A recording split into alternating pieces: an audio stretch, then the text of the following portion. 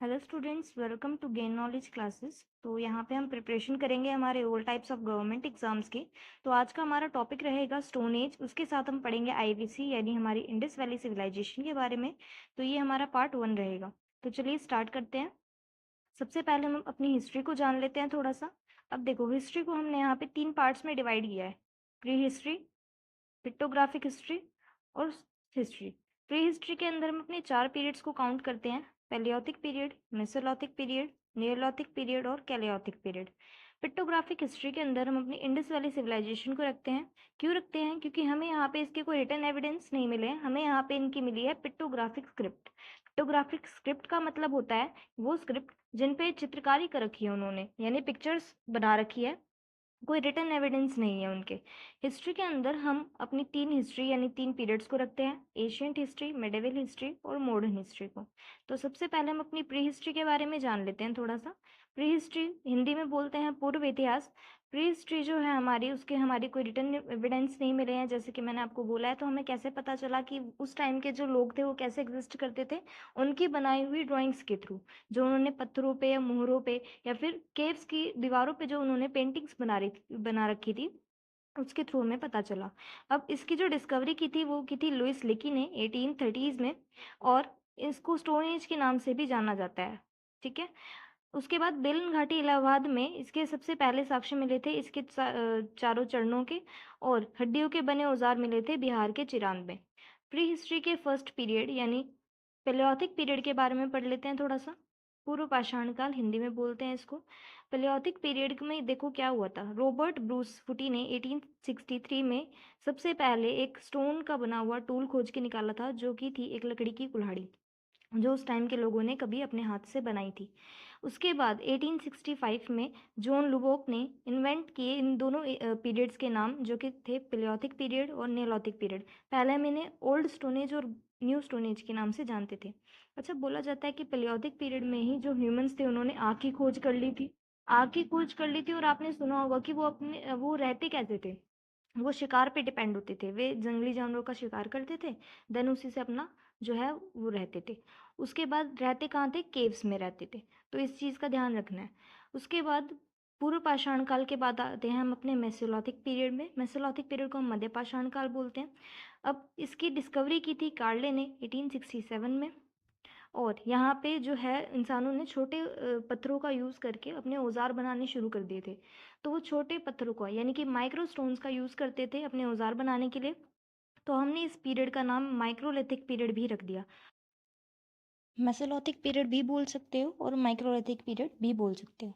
इसके बाद इसमें पता चला था कि यहाँ पे ह्यूमंस ने ना हस्बेंड्री शुरू कर दी थी। मतलब पहले तो वो शिकार करते थे, उसके बाद उन्होंने यहाँ पे हस्बेंड्री यानी पशुपालन भी शुरू कर दिया था। उसके बाद एक नई चीज़ मिली है यहाँ पे। यहाँ पे बोला जाता है कि इस काल के जो लोग थे ना, इस पीरियड के जो लोग थे, वो अंतिम संस्कार का कॉन्सेप्ट था यहाँ पे। मतलब वो अंतिम संस्कार वगैरह करते थे लोगों का, जो भी उनके एनिमल्स या फिर जो भी उनके ह्यूमंस थे वो मर जाते थे तब। तो अंतिम संस्कार का कॉन्सेप्ट मिला है यहाँ पे।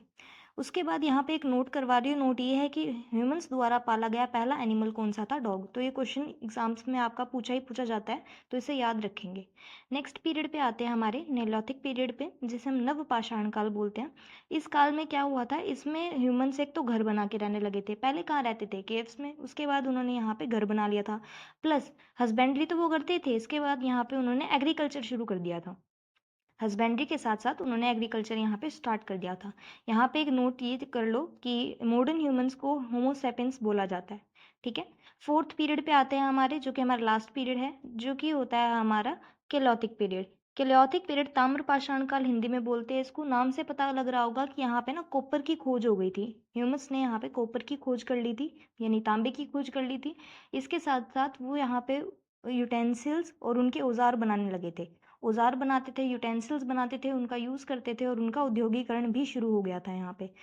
औद्योगिकरण यानी व्यापार वगैरह, फैक्ट्रीज वगैरह, वो उनको यूज़ करने लगे थे। उसके साथ साथ यहाँ पे उन्होंने व्हील की डिस्कवरी कर ली थी। तो इसे याद रखेंगे कि जो हमारा पहिए की खोज थी वो तीसरे काल में हुआ था, या फिर आप इसको बोल सकते हो चौथे काल में हुआ था। ठीक है। उसके बाद यहाँ पे एक चीज़ नोट करेंगे कि ह्यूमंस द्वारा पहला मेटल जो खोजा गया था वो कॉपर था।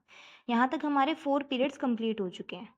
नेक्स्ट आते हैं हमारे पिक्टोग्राफिक हिस्ट्री पे। पिक्टोग्राफिक हिस्ट्री, जैसा कि मैंने आपको बताया कि यहाँ पे ना हमें कोई रिटन एविडेंस नहीं मिले हैं ह्यूमंस के कि यहाँ पे वो कैसे सर्वाइव करते थे, हमने कैसे एग्जिस्ट करते थे, वो हमें कैसे पता चला, जो उन्होंने ड्राइंग्स बना रखी थी उनके थ्रू।